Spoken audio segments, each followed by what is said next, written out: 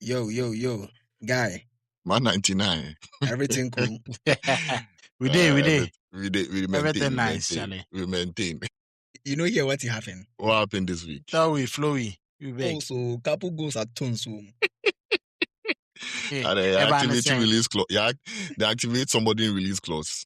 Then the transaction day on loan, but they no take up the option to buy. Listen, speaking everyday person's terms, right? Yeah, the layman's view, please. Let's get you in the layman's language. We beg you. So in the layman's language, you know this basketball superstar known as Klay Thompson. Megan Thee Stallion. Yes. Megan Thee Stallion. So, he and Megan Thee Stallion, a very popular musician, got together, and I think it was just a couple of months, and he has. Megan was doing all wife. Yeah, and Megan was doing a lot of wife-related duties, cooking for the family, and him naming his boat after her and all of that. It seemed like Rashford on loan to Barcelona, scoring all the goals, and now Barcelona is hesitant to pay the release. Barcelona is hesitant to take the option to buy fee, and is trying to return Rashford back to Manchester. Same way Klay Thompson has refused to take the option to wife Megan. But hasn't even been a year. Yes, it's a whirlwind. Sweep me off your feet. That's how it happens. That's how it happens fast and it's fleeting. It happens fast and it's very fleeting. Fleeting, the subjective. But what happened? What exactly happened? What's the fallout about? Apparently, Megan put on her social media, Instagram, that Klay was cheating. Wow. And Klay has not responded to the allegation, and he's just on live on his boat sailing the seas, Charlie. That would drive Megan crazy. The interesting part of the whole situation has been the discourse from people who know nothing about the two people and know nothing about the relationship online. It's just people like you and I. Exactly, yeah. Like I see a lot of them. I'm like, interesting insights. How did you get there? Wait, I heard there's a cheat fest campaign. The women want to go out and cheat fest just because Megan was cheated on. Is that the case? Is that what's happening now? They should do them. I mean, everyone cheats is who is caught first. That is the issue. Interesting. Ale, what kind of misbehavior is that? Cheat fest campaign. Misbehavior at the highest level. Do unto others before they do it unto you. Hey, Mother. What is going on in this world? Hey. No, I sincerely don't get it. How did they get to? How did they get? They're not supposed to get it. Cheat first. Why am I not supposed to get it? No, but sincerely, who does this? No, but these things don't necessarily make sense. Like, in the sense that how many celebrity relationships have you seen that have lasted the test of time? I mean, this is interesting because it's been less than a year, right? It didn't even ride an entire 4-season year, 365 days. So, but anyway, why would they do this? Kelvin, a man or man, almost all man. Yeah, sure. Papa. Oh yeah. That's all Papa for special media. Papa for special media. Press go meet press go run. Charlie. Oh, Charlie. This one. Kelvin, Michael Jackson is back. The king of pop is back. Oh yeah. Now he's back as a football manager. We are going to enjoy. Billie Jean and Smooth Criminal. Billie. I saw a couple of the a lot of the people were just making jokes of it on Twitter. You see, they were like, barely when they're about to score a goal and they had Michael Jackson on the touchline and he was doing that lean. He and his assistant coaches were all doing the lean. Oh my God. I was like, you people are not serious in this life. Nah, listen, the guy is a victim of circumstance. Because, are you sure? See, he's a victim of circumstance. He didn't choose his name, but it will always follow him. Yep. It will always follow him. It came at the time where the Michael Jackson biopic movie is also out. Yeah. In fact, he's going to ride a wave. If he actually performs, he's going to ride a wave. See, let's be honest. It didn't be over. You find your coach and find more ball. Well, see. Michael Jackson also be a coach. Come on, man. Anyway, Kelvin, enough of the Michael Jackson chatter. The king of pop is back. What do you have for us this week? Maybe at this stage, with the final format, he's going to perform. They're going to have a concert instead of, football matches. Gentlemen, what a week it's been. What an absolutely brilliant week in European football. And as with the one that had all of us leading forward, PSG versus Bayern Munich, 5 goals, 4 brilliant ones from the Bavarians and 5 from the Parisians, 9 in total across 90 minutes. And it was a game so good. The only real disappointment was the final whistle. Now PSG lead 5-4 going into the second leg, and honestly, we could watch that fixture on loop because you're going to see a goal in every 10 minutes. Now we break it all down, what happened and what it means, and whether the return leg in Munich can possibly live up to expectation. Then we flip the channel from champagne to cement. Arsenal versus Atletico Madrid. You know what you were getting, and that's exactly what you got. A war of attrition. It was a chess match where neither side wanted to make the first mistake. Mikel Arteta, Diego Simeone, and a result that leaves everything to play for when next week comes with the Emirates clash for the second leg tie. But the question has to be asked, with the final spot on the line, was that enough? We will dig into who could possibly go through and why. And then the elephant in the room, the big man, or should we say, the special one in the dugout, José Mourinho, is getting back possibly into the biggest club in the world. Is he the right man for Real Madrid? The rumors are swelling again, and we are not going to shy away from this one. There's a lot more to discuss. All of that right here on the 50-50 Football Podcast. Stay with us as we serve you with the very best. Mangana, you're the part where you kill me. Champagne to cement. Champagne to cement? The champagne to cement. Champagne football. A wall of attrition. A man for concrete. Even this one, José Mourinho Gimenez didn't play with the Uruguayan centre back. You can imagine when he returns. This match, then the premier. No, the scoreline was expected. We knew it would be one. Sure. I was actually expecting no goals. You're expecting no goals? Yeah. Like I was expecting 0-0 draw. I knew definitely Atleti would score, especially playing at home at the Wanda Metropolitano. I knew definitely they would get a goal. I thought they would even possibly get 2, honestly. I think Raya was amazing. Made a stupendous save, or a couple of stupendous saves, actually. The point-blank one against Ademola Lookman was the pick of the lot for me, pick of the bunch for me. And a couple of people, some people might think it was a straight save, but I don't think it was a straight-up save. It could easily beat anyone at all. But Kelvin, you're an Arsenal fan. How did you see the game? Arsenal, the disappointment for Atleti, many don't care about them because, they always, glitter, and then in the end they disappoint in the La Liga. You think that they are going to put in a battle, every season. Not a lot of people are quite not too disappointed. But for Arsenal, in the last couple of seasons, placing second, and, it looks like they were capitulating at this stage of the season, losing the Carabao Cup, failing to register a Premier League victory in April until last week when they managed to get that 1-0 victory over Newcastle United. So questions were about the team.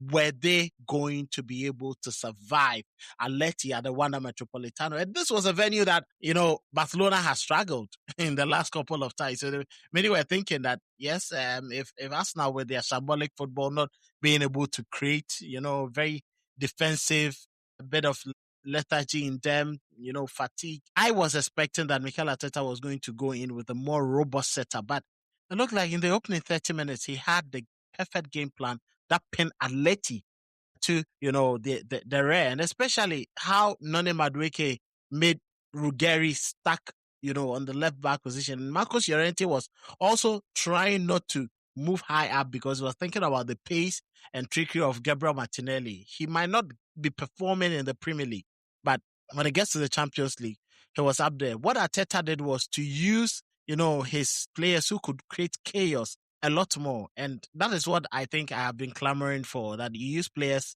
who with their technical ability can cause lots of problems for teams. And Noni Madueke, Martin Zubimendi was high up the pitch more than Declan Rice.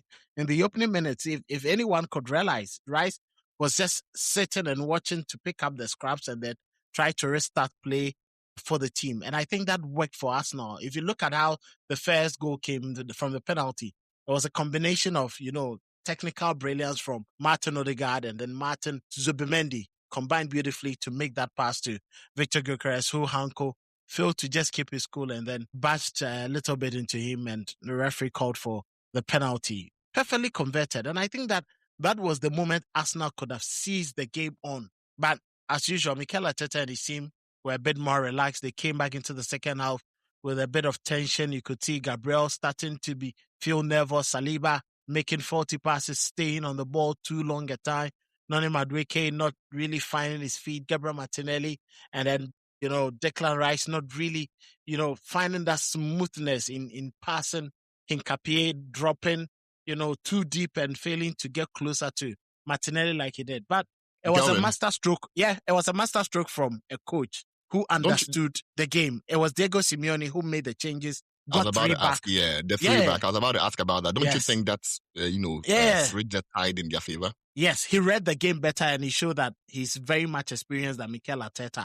He switched up and then pushed Llorente and then Ruggeri and then, brought Lenormand to help with defensive duties. And that actually got them with more numbers in midfield. Now, once they got more numbers, it meant that now Griezmann dropped a lot more deeper to try create from deeper lines and allow to also, be at par with him. And that actually helped them to take the game to Arsenal. And in that process, the mistake from Ben White opening up his body too big in European club football, where it's been made clear that once your body is made bigger and you touch the ball, regardless of the ricochet or the bounce or the brush off, you are going to be penalized for it. They got a penalty and then they equalized. But quick subs from Arteta once again, and he changed the game. Eberechi Eze did so well. But as usual, I think Arteta changed Gyökeres too early and brought on a Gabriel Jesus who was not interested in occupying that central attacking space. So it gave Hanko, Lenormand, that freedom and liberty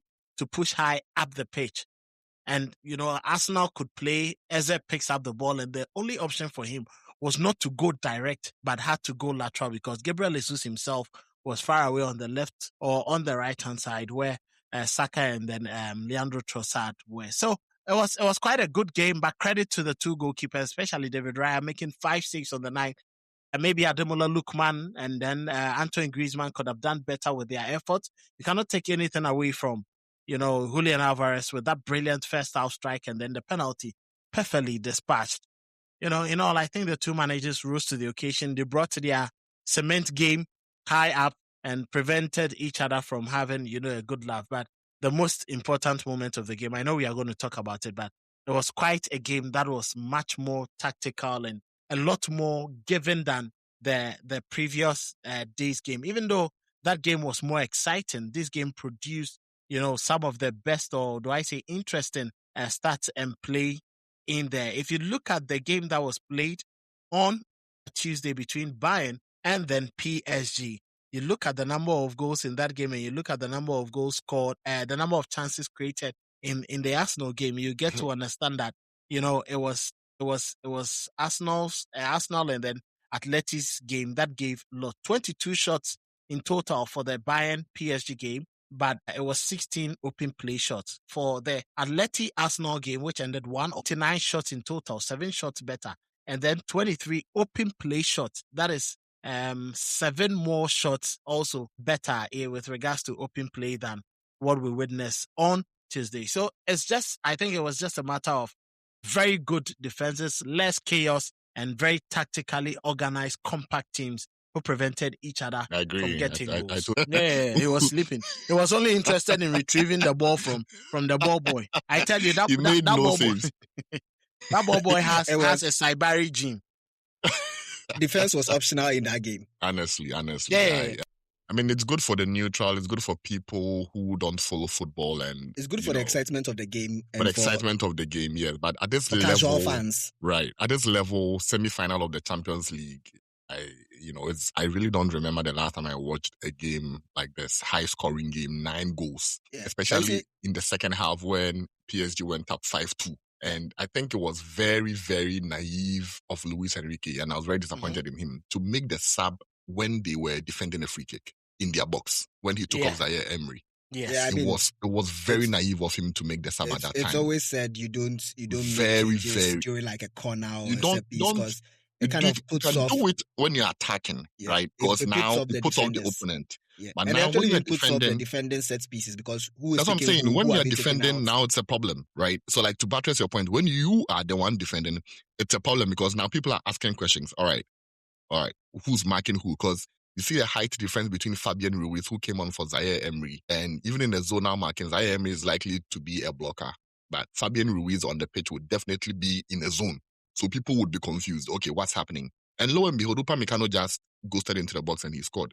Took it to 5-3. And in less than 3 minutes, they got one more, took it to 5-4. So there's that loss of concentration that also happened. What was Pacho doing following Kane all the way deep in there? You are 5-3 up. Why are you still doing it? Why are you still doing man-to-man at that time? At that point, you should be very, very compact in marking the zones. Yeah, but that's also Put the men behind the ball. That's also one of the, one of the ills of like playing a specific way and sticking to a specific plan, not being adaptable to the different stages of the game. Right. So game management, Yeah, exactly. Because they are like, we play champagne football, we have the best attackers, we are going to continue to attack for the 90 minutes. So you saw the attacking players on display. But after you take a 5-2 lead, that is when you should have taken the sting out of the game, killed any sort of momentum, keep the ball. Just have the Bayern players keep running around, chasing the ball, just burning their energy, trying to get the ball back. And by so doing, you would have killed the game, killed their confidence, and you'd be going back with about a 2 or a 3 goal margin. And now you are going only with a 1 goal margin, which you are going to play at the home of the opponent, who will also give everything with the fans behind them. That alone is a goal in their favor. And they also have Harry Kane. I agree. And I think it was very naive of him to make the sub at that time. And even with that sub, I thought at that time he would take off an attacker to bring on an extra midfielder, just to beef up central midfield and close up shop over there, because he was 5-2 up. It's stuff of dreams to be able to score 5 goals against Bayern Munich. Stuff of dreams. In the semi-final of the Champions League, it means you have a 3-goal advantage going into the second leg. So at that point, shut down shop. Like, shut up shop, right? And then just hold on to the lead, force them, frustrate them to attack you more. They will leave spaces. You have Kvaratskhelia and you have Dembele up top.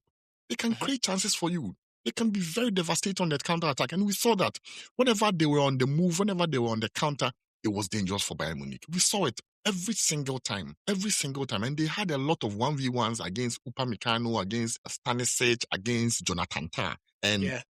And I always reference the Madrid game. Vinicius was poor, especially in the second leg. But Kvaratskhelia showed that, he really, really came to play. Whenever he had a 1v1, Kivika. Whenever he, the Georgian Messi, they call him. Whenever he had a 1v1, he made sure to beat his opponent, put in a good cross. And Neuer wasn't ready to make saves that day. He had holes all over him. It was basically like taking a basket to fetch water, or a colander to fetch water. You get nothing. Yeah. And I think this is the second game he's been very poor against Madrid as well. And Bayern should definitely be thinking about they know he's 40. Long-term replacement. He's 40. I'm sure they are very much aware over there.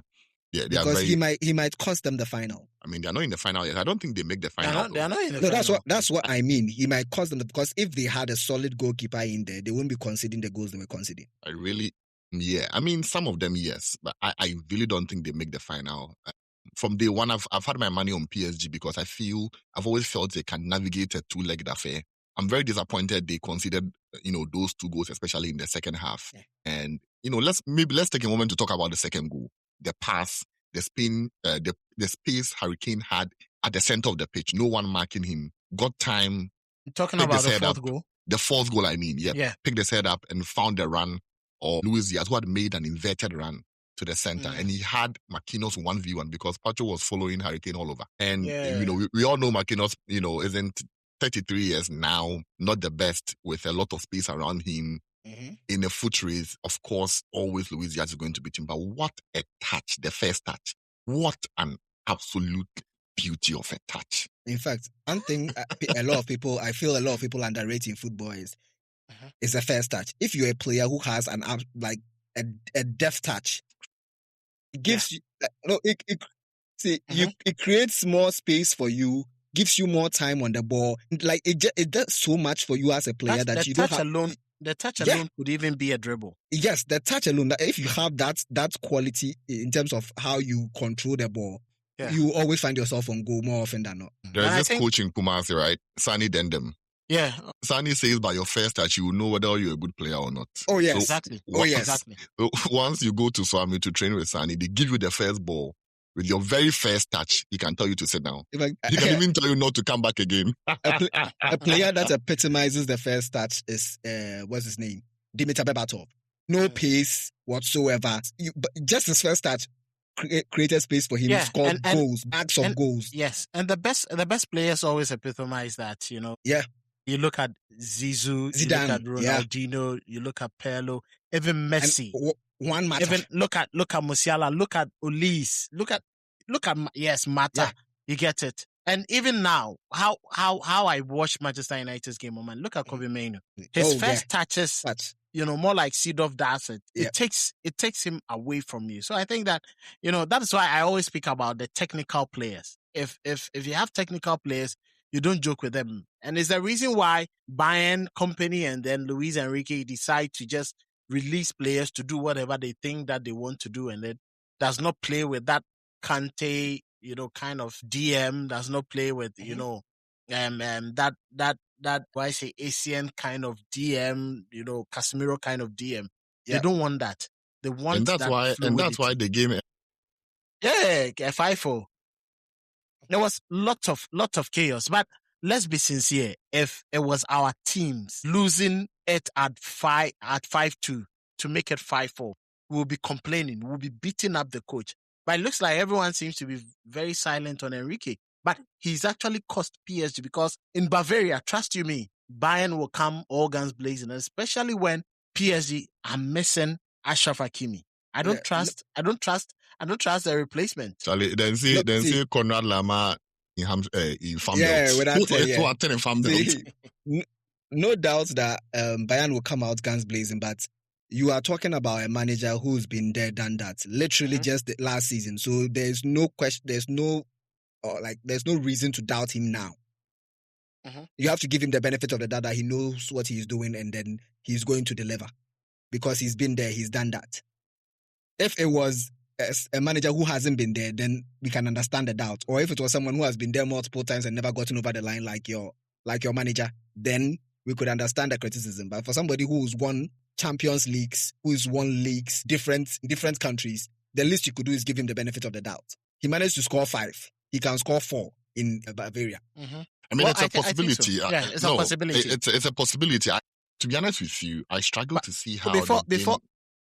Before we go, are you getting into the second leg preview? Yeah, I'm thinking about the second leg. I struggle to see how it will be different from the first. Before that, let's quickly look at, player spotlight from the 2 games. A player who, actually surprised you so much. No, not the regulars, but a player that you thought was very much vital to the success of both teams. Let's start from the PSG Bayern game, Kwaku. One for the Arsenal game. For the Arsenal Athletic game. Who? For the Arsenal Athletic game, my pick is Noni Madueke because I've watched him play and a lot of times you don't know what you are going to get. Like, he's almost always all over the place. But for that game, he was decisive. He was always directing his attack and you could tell that something was going to happen with him on the ball every time. And when he's direct and he knows what he's going for, you can see there's clarity in his play then. But a lot of times you just don't know what you're going to get. And that is what makes him a frustrating player to have. But he was very good in the Arsenal game. Very good in the Arsenal game. I agree. And I think for me, on the other hand, the PSG Bayern game, I think it will be Luis Diaz for me. To me, it's between Kivica Kvaratskhelia and Luis Diaz. And Luis Diaz was an absolute menace for them. Was an absolute menace for the PSG defense. I mean, and then the 4th goal he scored epitomizes his performance on the day. But let's not forget, Kivita Kvaratskhelia. The first goal he scored to equalize to bring them to 1-1. Even the assist that he had as well. I think he was absolutely unplayable on the day. Absolutely unplayable on the day. So across, the two teams, it would be the left wingers for me, Kivita Kvaratskhelia and Luis Diaz. Luis Diaz was absolutely amazing. Absolutely amazing. And then maybe we can talk about poor performance as well, because yeah. Honestly, so Nuno Mendes. Okay, after you. Yeah, so I think that with the players that you picked, yes, they were pretty good. But one player I think that Warren Zaïre, I think a lot of people don't really rate that boy, but he's really become a difficult player to match up with when he's in that midfield. I'm sure when he went off, we could realize that Fabian Ruiz couldn't really knit the PSG team together. Vitinha and then Neves couldn't do it all alone. And now with the Arsenal game, I think Koke, with his experience in that second half, when they switched, did so much for Atleti that I think it was offside. Those players with their movement, with their passing, with their decision making, I think that it was everything that disturbed the Arsenal midfield. Yeah, the reason why I struggle, like I didn't want to mention any midfielder's name in the PSG versus it was too Bayern open. team. It was too open. There was no control. See, the one interesting thing I saw, and I'm not sure if you guys noticed, it was the pressing structure of PSG. It was more of a 3-4-3 pressing structure, right? Mm-hmm. And it was such that Vitinha was pressing up top with Ousmane Dembele and Kvaratskhelia, both of them. The three of them, they were like on the Bayern Munich defense at every single point in time. And Joao Neves was very, very deep. So that was an interesting thing I noticed. I was like, okay, well, is this really working? Okay, when you lose the ball, what happens? Where is Zaïre Emery? Where is he marking? And the other reason is that I saw too many 1v1. Nuno Mendes was calling for help. He was struggling. Against Ulis. You see, Ulis beat him 7 out of 10 times. 7 out of 10 times, Ulis beat him. I think that is also like a feature of how both teams play. Because of how the both teams play very open, there are always going to be spaces and opportunities for 1v1. You see, a lot of times when you are going into a matchup, you go into a matchup where one team feels like, okay, I know this other team is going to have possession of the ball more often than I would. So I would rather, play compact and then keep my shape and then try and get them on the break. But with this game, both teams felt like they have the firepower, they have the players, so they can express how they want to play. And I think they all went all out attack. So it just made opportunities for 1v1s and spaces all over the pitch. Well, that tells the story. But, the failures. None beyond Manuel Neuer. Manuel Neuer. Let's put it this way. So Manuel Neuer was the failure of the game of the Champions League game week. Then we can choose those who actually became failure. Manuel Neuer is undoubtedly at the top. Now we can pick those who are before him. Ben White is number 2. Did he do that badly? Apart from the Ben White was bad. Ben White was bad. Charlie, he's lost all his attacking instinct. He doesn't offer anything in attack. He hasn't played. You people haven't relied on him for so long, and you bring him out from the code and expect him to be but Ben since, White of how many games has he played since Timber got injured? He's played over 5 games, and that should tell you he should be better. And what has been the results of the 5 games?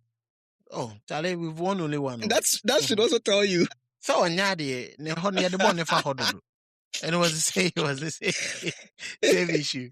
Waku, you were mentioning Nuno Mendes. Nuno was so poor on the day. He was so poor on the day. I mean, and that is so unusual. You've seen Nuno against Lamine Yamal, where he did very, very well against Lamine Yamal. We've seen him also against someone like Kudus, where he struggled against Kudus. So we've seen like both sides of Nuno, but I didn't expect him to be so poor against Ulis. Honestly, I didn't expect him to be so poor against Ulis, especially when Ulis likes to come in field a lot. So he doesn't usually play a lot of 1v1s against attack. Defenders go on the byline. Ulis, there's a way. There are certain players, sometimes when you watch them, you just don't understand why they are difficult to mark. And a lot of times, it's mostly just due to how they carry the ball. So there are certain players, the way they carry the ball, you might think you can attack them or you can tackle them, but they kind of position themselves in between the ball and the defender at all times, that you can't really put in a tackle, even if you wanted to. If you put in a tackle, you foul them. Ulis is one of those who just changes direction quickly, and he makes up his mind to shoot very quickly, and he's very fast. So in as much as Mendes is also fast, he's more reactionary. Like he waits for you to make the move before he reacts, and Olise doesn't give him enough time to react before the next move is done. So you always be on the back foot with those kind of players. Well, Nuno was poor on the day, so I think he'll be my pick. Neuer, Nuno. So Neuer for Bayern, Nuno for PSG. Nuno was horrendous on the day. Neuer is my pick for the game week. I'm like, Manuel Neuer at this point. He made 0 saves. But for the second leg, honestly, what do you think is going to happen? Do you think it's going to be the same approach from both sides? I don't think so. I think Bayern will come out hot. That is a try given. To equalize, right? Because they have a deficit of 1 goal. Yes. So I am thinking. But don't you think he plays in the favor of PSG if they are smart enough? That's what I'm thinking. I'm thinking PSG will play a more controlled style of football in the return leg, because they know that Bayern will try and come out hot and try and equalize as quickly as possible. Do you know? It'll be less expensive. Yes, and a lot of times when it comes to like Luis Enrique and Pep Guardiola teams, they normally don't start quickly out of the block. So like your best time to score against those teams are always in the first 10-15 minutes, because it's a bit of time to settle into their patterns. So if Bayern come out hot and they get an early goal, then it will be a game like this. It will be open because there's no away goal advantage, so you still have to score again. Right. Yeah. Right. But if they don't score in the first 15 minutes and let PSG settle into their patterns, then PSG will take the sting out of the game and just keep the ball as long as possible. And when they create and score 1 goal, that will be it. I don't think they can keep the ball for so long. I mean, I've watched them against Bayern Munich on about 3 occasions in the last 2 years, so at the Club World Cup, in the Champions League during the group stage phase, and just yesterday as well. And what I noticed is that all the time Bayern gets, the majority share of the possession. Bayern gets to possess the game, but PSG always finds a way to score. Yeah, but you remember when, I don't know if it was Mourinho who said this, but you can control the game without having the ball. So that's my problem with PSG. PSG, you don't have that skill to control the game without having the ball. They don't have that. They don't have their whole philosophical idea about football is to have the ball and control the game with the ball. Yes, that's why I'm saying that in this game, I am thinking in the return leg, because they have the lead, I think he will play a more controlled style, which means that in as much as they will want to have the ball most of the time, when they don't have the ball, they will be compact and they'll be comfortable to let Bayern have the ball in the areas that they don't feel like it's going to be a threat. Interesting. I think the other way is going to be open, like we saw. The goals might not be as many. It wouldn't be 9 goals like we saw 2 days ago. But I still think it's going to be an open game, end-to-end stuff, like a basketball game. Mm-hmm. Players might not be as clinical as they were in the previous game or in the first leg, but I still think it's going to be an open game. And I think at the end of the day, PSG would qualify. I don't know. For some reason, I feel PSG is going to qualify. I think they'll find a way to qualify. Sure. Well, I think it's going to, Enrique, as we know him, he's not going to change the way he plays. He's still going to attack. His only problem will be at the right-hand side of defense. That means he's going to play João Neves, and that means he may be tempted to start Zaire Emery and then Fabian Ruiz all in that midfield with Vitinha. I think Zaire Emery goes to right back with the absence of Hakimi, because he'll use João Neves instead. Zaire Emery isn't well built for a right back. But he's used him there on several occasions. As João Neves, he normally prefers to use in that position. That helps. That's interesting. I mean, I've seen João Neves play right back for. That should be the best thing, because if he uses Zaire Emery, I tell you, Luis Diaz would dismantle him on the night. And you think Diaz won't dismantle Neves? It's going to be tough. That really? guy is sticky. Yeah, but he's not playing in the midfield. They are playing on the wing. Yes, and he's too sticky. He's just going to make sure he's against a winger. And what's his name?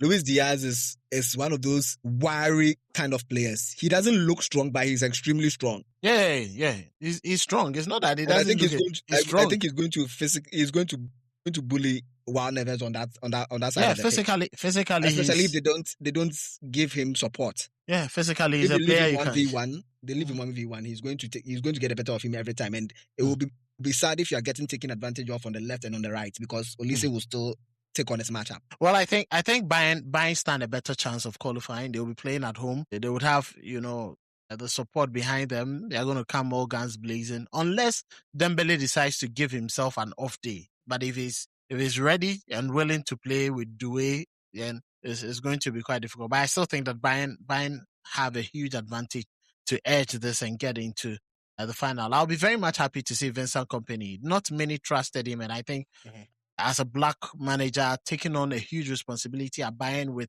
a CV that wasn't so, not the greatest. No, let's be honest, with a job he didn't deserve. That's true, though. That's true. Let's just call a spade a spade. That's true. A job he didn't deserve. He never deserved that job. It wasn't supposed to be his. Yeah, he's gone there and he's done absolutely beyond everyone else's imagination. I think he's beaten his own expectations. But in the grand scheme of things, though, he hasn't done anything that Bayern Munich don't already do. Exactly, that's the other piece. Exactly, but you see from previous years and how previously they haven't been as far in the Champions League. Exactly, and looking at how he's made this team his own with, I'm not sure Bayern would have.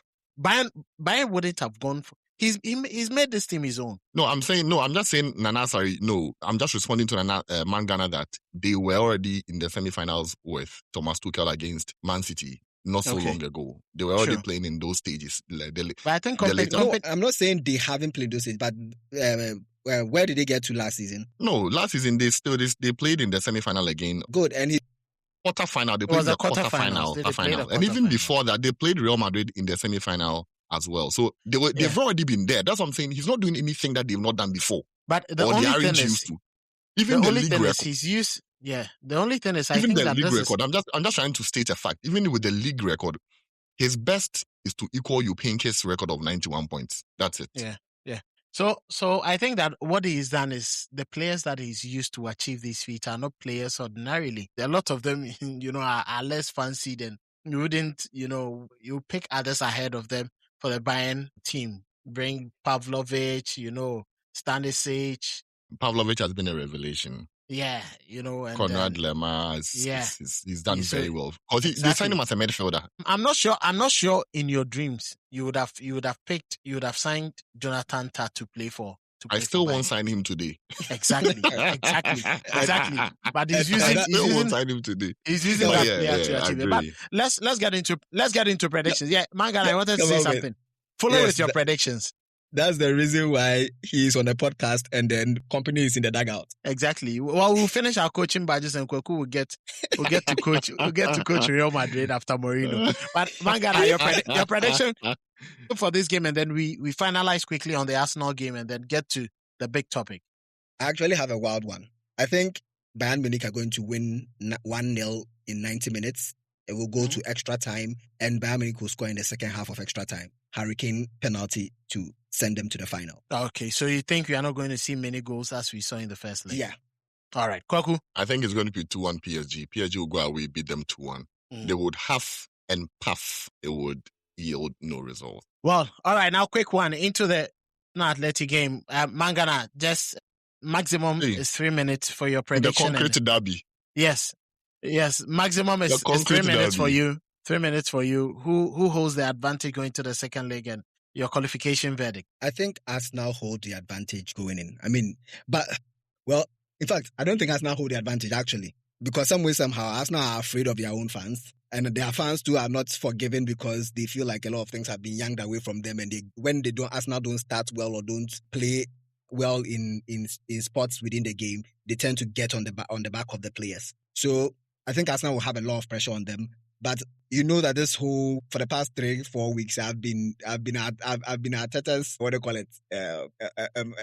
Arteta's biggest fan. Like, I'm telling you that in as much as there's no case tactically and all of that for him, I just think that this opportunity with the Champions League, he is going to qualify them to the final. So I think they are going to score. They're going to win against Atletico Madrid. I think it will be a very, very, very ugly game. It will be more attritional than the first leg, but I think Arsenal will come away with a 1-0 victory from a corner. Okay, cool. Yeah, it's going to be interesting. I think, in 2014, right, Chelsea went away with Mourinho to Atletico Madrid. Mm-hmm. Similar circumstances. Chelsea went there, drew 0-0. Chelsea fans were excited.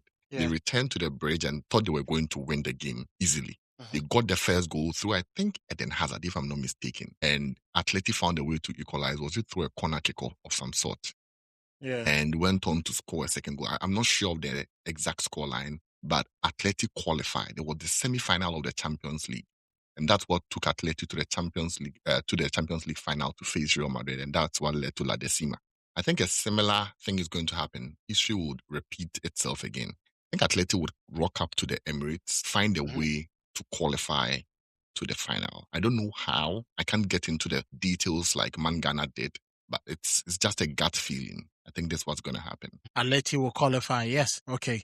From my end, whether you like it or not. Arsenal is going to qualify, and I think that it's going to be a tough one for both teams. But at the Emirates, I think Arsenal have identified the flaws, and hopefully Mikel Arteta puts Victor Gyökeres in, to play a lot more and then be a bit more direct, because when you play direct, opponents find it difficult, and we've seen it in all the teams.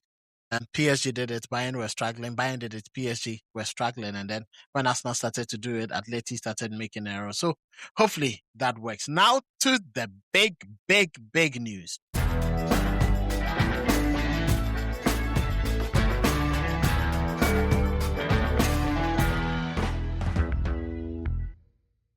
Well, could this be the return of the special one? Why is this conversation happening now, Kweku? Why do you think... Why do you think this conversation is happening now? Well, José Mourinho back to Madrid. I don't think it's something that is actually shocking to me, because we've always known Florentino Perez to be a big fan of Mourinho. He's been one of the coaches that he's really liked when he's brought him to Madrid. And when you look at the current Madrid squad, especially with the players that they have, they are not going to be that band of players who follow the manager's tactics, do exactly what the manager wants you to do and stuff like that. They are not that kind of players. They are the kind of players that you need a man manager, someone who is more in tune with how to get the best out of them and tell them to play with that kind of freedom that they want, but still be able to stay within the tactical bounds and let them do what they need to do to win games. So Mourinho is the perfect coach currently, outside of Ancelotti, to be able to take over a team like that. So it makes sense to me. Now the question is, if Mourinho comes in and he takes over this team, for me, I think a lot, I don't regard a lot of the current crop of players as highly as I do the previous generation of players, because I felt the previous generation had more grit and more willingness to fight, and they had more to play for. I feel this current crop of players have had things handed to them at a very young age that they don't have that same drive and that same edge to always go and win and not like their opponents and stuff like that. So I think that's where the difficulty will be for Mourinho to kind of get these boys on side in terms of will his methods that he's been using before or in the past, will they work on these guys? If it does, then it will be a marriage made in heaven. If it doesn't, then it will be another managerial fail for him.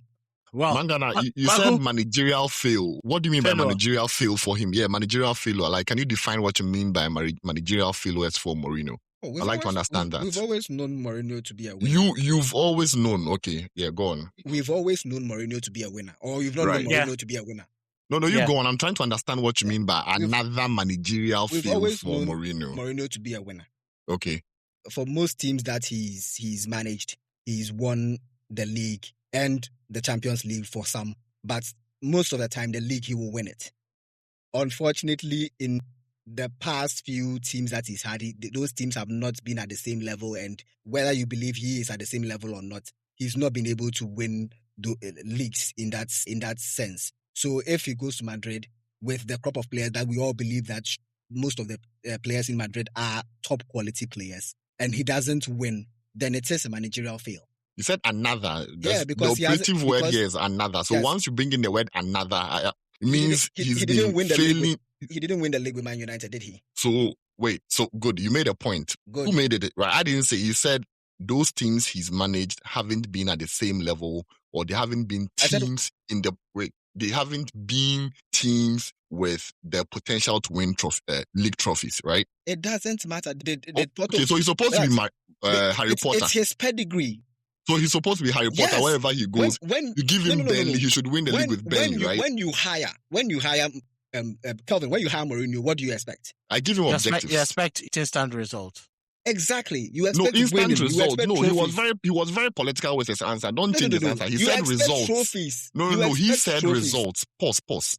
He said Calvin, he expects don't you expect results. trophies? Yeah, you obviously expect trophies, but you expect results. Isn't it dependent on the team it's that you've dependent given on the him? team that, during his first stint, Madrid were struggling to get into, the Champions League semis and quarters. They hadn't gone beyond the round of 16 in God knows how long. Yes, and when they hired him, they were expecting him to win the league. He had to break the dominance. He had to bridge also the dominance of Barcelona, which he did perfectly. So I think it's about the results that they may need now. But as Madrid stand now, for me, in my position, they need the trophies and also the results of him managing the dressing room. But Kwaku, let me get to you. So let me start from the end, right? And maybe I come back and drill down into certain things. I think it's, with all due respect, it's a very pedestrian comment to make that the very moment you sign Mourinho with his appearance and with his name, your team, irrespective of where you are. Irrespective of where you are. Let me make my point. I allow you to make your point. You didn't allow me to make my point. You jumped in and said, what do you mean by that? You didn't allow me to make my point. So don't say that I should allow you to make your point. Boom. I think irrespective of who you are or whatever team you hire Mourinho, you should be honest with yourself and see where you are and see the potential that your team has. That man knew exactly what he was saying when he said in 2017 that finishing second with that Man United team was one of the greatest achievements of his career. And this is a man who had won 26 trophies at the time, right? He finished the league with 81 points. He conceded only 22 goals with a defense featuring primarily Chris Smalling and Eric Bailly. That's what he did with that team at the time. He won against every single club he faced. Every single club. So all 19 clubs he faced, he defeated them, including the Centurions, the Man City team, the only team to win with 100 points in England. He went away to that team and beat them 3-2 at the Etihad and prevented them from winning the trophy against Man United. But I think you need to really, really take a look at yourself as a club when you hire Mourinho and understand your circumstances. Same with Spurs. There was no way that Spurs team was going to win the league. That Spurs team had come to the end of a cycle. Vertonghen was over for him. Toby Alderweireld was over for him. Lloris was over for him. So when you even look at the spine of that team, a lot of them, Dembele had left. Sissoko, it was over for him. Eriksen, it was over for him. Dele Alli decided he was done with football. It was time to party and do whatever thing he wanted to do with his life. And he's never been the same player since then. So I always tell people, if you think Mourinho is a problem, look at what happens to those teams, especially Man United, Spurs, Fenerbahce. Look at what happens to them when he leaves. And one thing or one mistake he's made, and perhaps in hindsight, we might come back and say perhaps he didn't make those mistakes because he did those things to keep himself relevant, is the fact that he chose or he picked up certain jobs he should never have picked in the first place. He should have never gone to Spurs. He should have never gone to Fenerbahce. Roma, you can say, the allure of the city of Rome and the story and the romanticism, the romanticism about football in Rome, right? But to be very honest with you, he should have been cherry-picking a lot of jobs. Could you imagine he had a chance, or can you imagine he had a chance to manage Real Madrid 4 years ago before Ancelotti? They reached out to him, he said, I've already given my word to AS Roma. And so he didn't go, he went to AS Roma just to suffer for 2 years. And even, quote-unquote, suffering for 2 years, he could have won 2 European trophies. But for Anthony Taylor and the VAR, the video assistant referee, deciding that blatant handball was never a penalty, Mourinho would have had 2 European titles in back-to-back succession. People talk about tactics here, tactics there, tactics that. Now I ask myself, listen, a lot of the things these coaches are doing now, he started doing them about 15, 20 years ago. People talk about defenders inverting. I ask myself, what do you think William Gallas was doing at Chelsea in 2004 when Mourinho was using Gallas as a left-back? What do you think Mourinho was using Gallas? Do you think Gallas was overlapping? Of course he was inverting. Jermaine Jetap, when he was using him, what do you think he was using him for? Aspilicueta, what do you think he was using him in that position for? Yeah, players playing in half spaces. What do you think Fabregas and Oscar were doing for Mourinho in 2015? Sure. Right? So a lot of people talk about, tactics and this and this and that. I'm like, listen, that man is a pragmatist. You can't change that about him. He uses common sense in managing his games. He goes to a team, he looks at the best players and thinks about, okay, who should be the hard workers to create the platform for these top players to play. So every single team he's had, you'd see that there are certain distinct features about those teams, but the principles of play don't change. And principles of play are different from tactics. I always tell people, principles of Mourinho's play, number one, verticality. You win the ball, hit it straight, let's attack quickly because that's when the opponent is mostly vulnerable. Those things don't change. You look at his teams from Porto till now, they don't change. People talk about how much he's a defensive manager, but he still holds the highest number of goals scored in a league season with record number of points as well. In Spain, he went there, won with 100 points, scored 126 goals with an attack of Benzema, Higuain, Cristiano Ronaldo, supported by Di Maria and Ozil. Right? So the records speak for themselves. People talk about football has left me, and I'm like, where did football go? So far as football is decided by goals, football hasn't gone anywhere. And there's nothing anybody is doing now that hasn't been done before. It's just perceptions. People are throwing around perceptions, casting innuendos, and creating illustrations that don't even exist, thinking that certain things matter more than football. I heard someone on radio talking about Mourinho can't go toe-to-toe. And I asked myself, what do you mean by toe-to-toe in the first place? Who are those supposedly modern coaches? Because he faces them week in, week out. And we see the results. We see what happens. His Benfica team are about to be invisibles in Portugal. Yes, they might not win the league. He didn't start the league with them. But if you look at the time Mourinho took over the team, especially in the second round of the season, his team would have been first by now. If you isolate just the second round of the season in Portugal, his team would be first by now, 3 points ahead of Porto. Right? His team, the second highest scoring team in Portugal today. We talk about, he's still playing the way he played in 2010. I asked myself, did you watch his Fenerbahce team? Did you watch his AS Roma team? And did you watch his Benfica team? Those are extremely different teams. For the high level of technical football they are playing at Benfica today, it's not the same type of football he played at Roma, not the same type of football he played at Fenerbahce, due to the quality of players that he has. And I think none of us here understands football or knows football better than Don Florentino Perez. No one here understands it more than him.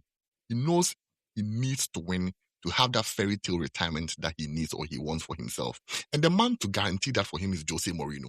The man to guarantee those things for him is José Mourinho. And I don't think this news would break just like that. There's been conversations, there's been assurances that have been made. And interesting enough, this news came the weekend that in Mourinho's press conference, he said, well, at the end of the season, we have 10 days to make a decision between the club and I, and so we'll see what happens. 4 days later, the news breaks that Mourinho is the most likely candidate to. I think conversations have been had. I think assurances have been made. And I think right after the Clásico, an announcement will be made. After the Clásico would also coincide with Benfica playing their 3 games to ensure that they would be in the Champions League, because now they are second, 2 points ahead of Sporting, but they need to confirm that they will be in the Champions League. And it's job done for Mourinho from there, and he can ride off to Madrid and make Madrid great again. So you're feeling the pressure? I'm not feeling the pressure, no. You cannot put pressure on me. No chance. I prefer really not to speak. If I speak, I am in big trouble. In big trouble. I'm European champion, so I'm not one of the bottle. I think I'm a special one. And I won more premierships alone than the other 19 managers together. 3 for me and 2 for them. Respect, man, respect. Okay, who are the other candidates? Who do you think would be good enough to help Real Madrid in their current situation? They need a big name, and the big name is already coaching Brazil. Is he the only person?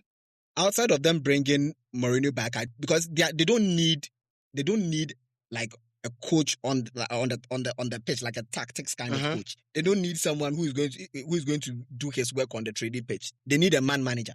Okay, and José does well with that. There are not many of those around currently. Okay, all right. Kwaku, can I come back again? Yes, you can come back again, but I find certain statements very derogatory against Mourinho. When people talk about how is it derogatory? And people being on the pitch, and I ask myself, what do you think he does every week when he goes to the training grounds? What do you think he does? He goes to sit there to play Ludo with them, or like what do you think he does? Like I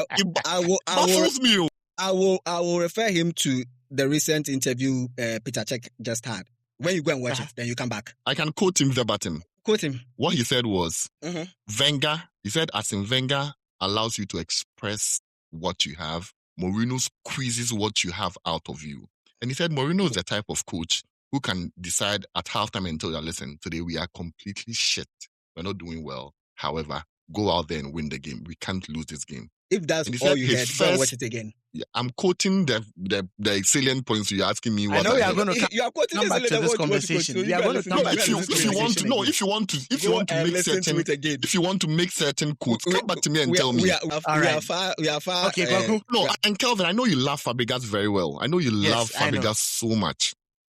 Fabregas had one conversation with José Mourinho, and he made his mind up to sign for Chelsea instead of Arsenal because the return to Arsenal was on the cards for him. He said Mourinho drew the team on paper, and he told him, this is my team for next year. This is where you fit in, and I'm going to sign Diego Costa next week. You're going to play here. We're going to do X, Y, Z. We will win the league by March. That's what he told Fabregas. Now, if he didn't understand tactics, would you draw the team on the paper and tell him where he will play and those things? This is what Kweku does all the time. And it is actually quite frustrating because he just puts word salads together and thinks that just by shouting and saying those things, he said something. Nobody is saying Mourinho does not have tactics. Nobody has said that. For you to be a coach, you definitely should have tactics. Yes. But for me, his most redeeming attribute or quality when he is coaching a team is how he manages his players. Exactly. Okay. So you coming to sit there and throwing word salad and nobody is saying he doesn't have tactics. You just want to shout. So shout. All right. Now, Kwaku, if Mourinho isn't available now, which manager do you think can fit in for Real Madrid? That's a good one. Mourinho, thankfully, will be available because at the end of May, if it's not available, let's go to the other alternative. There's no other alternative. Oh, no, there are alternatives. I've heard Klopp's name being thrown around and things. I really don't. And do you think he does a decent job in management? I don't know. I don't think Klopp will come back into management. You can never tell. These people miss the game at certain points. He will definitely return. No, I'm not saying he's not missing the game. Even Jupp Heynckes at his age returned. So. Yes, I'm not saying, but you see, Jupp Heynckes returned to Bayern Munich where he has that. He came back to Madrid. Relationship. He came back to Madrid and won. You forgot it. He won the Champions League. He won the Champions League. Was it 98 or 2000? Yes. Before what's his name? The legendary Spanish coach who won Del Bosque came. Vicente Del Bosque came and won in 2002, if I'm not mistaken. And even he won in 2000. Yes, and even recently he came back to he returned win to Bayern. Yes. Yeah, to Bayern to win. Yes. Yeah. And So I guess the point I'm trying to make is that thankfully, my bias is showing and it's 50-50. But anyway, the other point I'm trying to make is that there are other managers, and I've heard Klopp's name being thrown around. I think another, area Don Carlo should look at would be the Italian managers. And when I speak of the Italian managers, I mean the experienced ones, right? So Max Allegri, Antonio Conte, even Roberto Mancini as well. I think Mancini and Inzaghi as well. Like Simeone Inzaghi, I think they can also be considered. But where's Mancini now? Is he still coaching a team or he's Mancini took over. Now he's not coaching. He took over one of those Gulf countries, if I'm not mistaken. Yeah. And I think he resigned or something of that sort. So I think he's home. He's home now. And Allegri too hasn't been coaching for a while now. Allegri is coaching. Allegri is the current manager of AC Milan. AC Milan. Yeah. I can see Allegri. I can see Allegri in Madrid. So Mad Max could be there. Allegri could be there. And Allegri is, he's also one of those managers, very pragmatic. He just wants to win. He doesn't mind a 1-0 with 10%. So Mancini is currently with Al-Sadd. Is Al-Sadd there? Yeah. He's still with them. Okay, yeah. Yeah, but I remember he went to the Gulf. He goes Saudi Arabia and left. Now he's with Al-Sadd. Yeah. Right. So the Italian group as well, Antonio Conte. Antonio Conte would love to leave Napoli. The whole point is that Madrid, they don't need a coach who will stay there for 5 years. Even Ancelotti didn't stay there for 5 years. Madrid, they don't do that. Madrid, you come, you win, you go. That's it. All right. So people with that mentality, this manager after 2 years, he will fight and leave. That is very okay with Real Madrid. They just want to keep on winning. And this is the time they should be dominating the La Liga as well. I know they haven't been dominant in La Liga, even with Cristiano Ronaldo, with all he did. He won only 2 titles in 9 years. But I strongly believe this is the time for them to be dominating La Liga because Barca do not have a strong team. Barca really do not have a strong team, right? So the Madrid hierarchy should act quickly, bring in a manager who can win and dominate for them, especially with Barca's current team. And I think José Mourinho is is the perfect person. José Mourinho and Madrid, it's a pair made in heaven. Well, Mangana, quick shout out and then we call it a wrap. Shout out to Four Sons. We have a very strong composition of people there that have been doing great work, and they are also very avid listeners of our pod. So big shout outs to them, and they should continue with the good work that they do. Shout outs to Yao Fusula, the man like Man Kawawa. Today is his birthday, right? Yeah, Weasel, yes. And he's been doing great. He's been doing great as head of features for Sporty FM. He had five solid nominations, including himself and myself. I was about to say that second shout out was going to you. All right. Let me leave it for you then. Kelvin. Yeah, shout out to Kelvin. Kelvin, he's amongst the 5 Ghanaians. You are 5, right? 5 from Sporty. Five from Sporty. Among the top 10 in the AIPS features. Congratulations to you guys. Doing big things. Now you people, if you hear the intro, say, if you know, they tell you. Every time someone sends me a message on the podcast, intro, they tell you. Yeah, I was like, we are not here to joke. Exactly. Kelvin, but we really can't leave without talking about what's going to happen in the Premier League this weekend. This weekend, we still have a title race. Yes, what will happen? What will happen? Arsenal will beat Fulham. Arsenal will beat Fulham. Manchester City will win. Let's go. Man City will draw. But They've conceded. Man City will draw and Arsenal will win. Exactly. That's what is going to happen. City play on Chelsea Monday. have a new manager. The McFarlane is interim. He's the interim. Yeah, interim. He's just doing I think next week we can do a deep dive. Yeah, we are going to go deep dive. I think next week we can do a deep dive. I want us to look at him from his second game. No, he's qualified for the final. Just want this weekend to pass, and then we'll look critically at him. Yeah, isn't this Sunday United? I was about to add that there's United Liverpool as well. Sunday. That game. All right. So okay, let me leave it for Mangana. Let Mangana analyze it. Mangana, finish this game for us. Man United Liverpool is just going to be a fairy tale. That is when Bruno Fernandes will assist 3 times to break the assist record and also cement his PFA Player of the Year status. All right. Yes, we'll wait to see what will come out from that. I think it's really going to be an interesting time. Liverpool struggling with the fitness of Mo Salah. They don't have, a very good goalkeeper. And looking at the form of Manchester United, and now they are all guns blazing from all angles. Kobe Mainoo signing a new contract. He's been firepower. Casemiro seems to have revived. I don't know. The resurrection power has touched him. He's in absolute brilliant form. Harry Maguire returned, and you could see that stability in the Manchester United defense. So it's going to be tight, but Liverpool have also welcomed the return of Ishak, who is looking forward to picking up the momentum and then getting ready for the World Cup. So I think we are going to see an exciting game. Maybe we'll see the PSG, Bayern game relived on Sunday, because I think it's going to be from all angles, because Liverpool want to get into a Champions League position. They want to solidify their place in the top 5. And no 5 was here. I don't want any heart palpitations. You don't want any palpitations. All right. Thank you so much, guys. And shout out to every one of you who have helped make us number 1. Yes, on your pods. Keep listening to us. And that is how we draw curtains on another episode of the 50-50 Football Podcast. We spoke about the 9-goal thriller and the special one who just won't stay away from the conversation. And as for Arsenal and Atleti, maybe the cement is going to get stronger with more gravels invested in that. If you enjoyed today's show, do us a favor, hit the subscribe button, drop us a review, and share this episode with that one friend who thinks they know football better than everyone else. We need all of them. Send them our way. We will sort them out. We are the 50-50 Football Podcast. My name is Kelvin Osuansa. I did this with Mangana Anasari and Kweku Safomensa. Until next time, same energy, same honesty. Keep it